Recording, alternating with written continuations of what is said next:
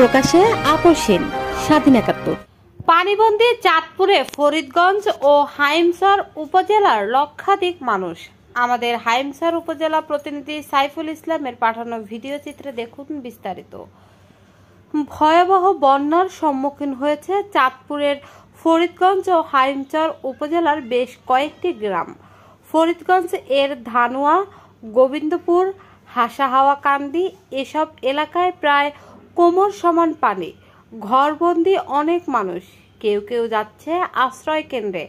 হাইমচর উপজেলার ভিঙ্গুলিয়া, কমলাপুর, নয়ানী গ্রামে একই অবস্থা। পানিবন্দী হাজার হাজার মানুষ, রান্না বন্ধ। তাই এসব অঞ্চলে ত্রাণ বিতরণ করা জরুরি। চাঁদপুর সদর উপজেলার বাখরপুর ও মদনা গ্রামেও আছে পানি। শত শত মানুষ। লিমা আক্তার, স্বাধীন ৭১।